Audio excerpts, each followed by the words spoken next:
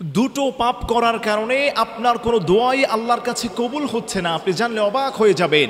অনেক ভাইয়েরা, অনেক মা বোনেরা আমাদের কাছে ফোন করেন, হুজুর আমার কোনো দোয়াই কবুল হচ্ছে না। তার কারণটা কি? আপনি মিলিয়ে নেন, এই দুটো পাপ করার কারণে আপনার কোনো দোয়া আল্লাহর কাছে কবুল হচ্ছে না।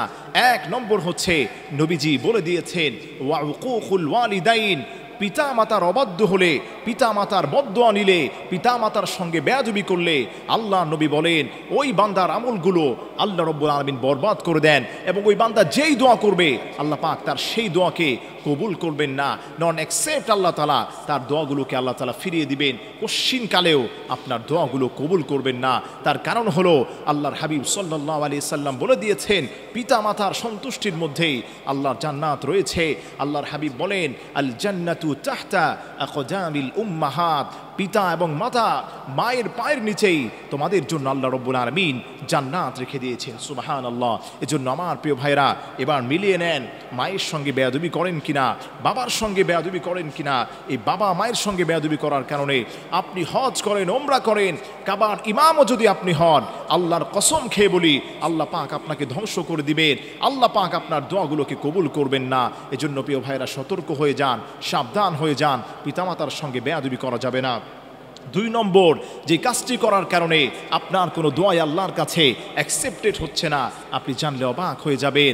অনেক দোয়া করেন, কাবার গিলাফ ধরেও যদি আপনি দোয়া করেন আল্লাহ আপনার দোয়াকে কবুল করবেন না। সেই কাজটি হলো, আপনি দেখেন লা ইয়াদখুলুল মালাইকাতু জাসাদুন, যেই বান্দাটার শরীরটা, যেই বান্দাটার লা ইয়াদখুলুল জান্নাতা জাসাদুন গুযিয়া বিল হারাম, যার শরীরটা হারাম জিনিস দ্বারা পরিপূর্ণ হয়, গঠিত হয়। অর্থাৎ আপনি এমন ইনকাম সোর্স করছেন, এমন খাবার আপনি গ্রহণ করছেন সেটা হারামভাবে ইনকাম করা হয়েছে। আপনার স্বামী যদি হারামভাবে ইনকাম করে আপনার ইবাদত কবুল হবে না, আপনার সন্তানদের ইবাদত কবুল হবে না। আল্লাহর কাছে যা দোয়া করবেন আল্লাহ দোয়াগুলোকে ফিরিয়ে দিবেন। আমার প্রিয় ভাইয়েরা, আমার প্রিয় মা বোনেরা, সাদ ইবনে আবি ওয়াক্কাস রাদিয়াল্লাহু তাআলা আনহু তিনি নবীজির কাছে গিয়ে বললেন, ইয়া রাসূলুল্লাহ, অমুক একজন সাহাবী তো দেখলাম প্রত্যেক বছর সে হজে আসে। আল্লাহর হাবিব বলেন সে আর কি করে?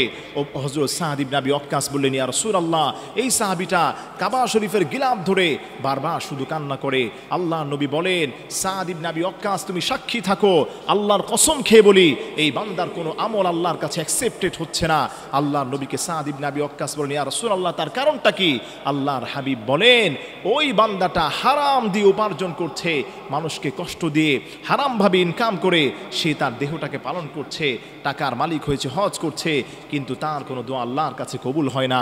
এজন্য আমার প্রিয় ভাইরা, আপনার দোয়া যদি কবুল করাতে চান, 10 বছর, 20 বছর, 30 বছর, 40 বছর ধরে নামাজ পড়ছেন, কিন্তু দোয়া আপনার কবুল হচ্ছে না। তার কারণ আপনি একটু মিলিয়ে নেন। এই দুইটি কারণে আপনার কোনো দোয়া আল্লাহর কাছে কবুল হচ্ছে না। এক নম্বর হচ্ছে ওয়া উকুকুল ওয়ালিদাইন, পিতা মাতার অবাধ্য হওয়ার কারণে, পিতা মাতাকে কষ্ট দেওয়ার কারণে। আল্লাহ রব্বী বলে দিয়েছেন কোনো মানুষ যদি তার পিতা মাতাকে কষ্ট দেয় সে যেন আমি আল্লাহর নবীকে কষ্ট দেয়, যে আল্লাহর নবীকে কষ্ট দেয় সে যেন আল্লাহকেই কষ্ট দেয়। এজন্য আমার প্রিয় ভাইয়েরা খবরদার, ওয়া উকুকুল ওয়ালিদাইন, পিতামাতার অবাধ্য আপনি হবেন না, পিতামাতার সঙ্গে সৌহার্দ্যপূর্ণ আচরণ করবেন।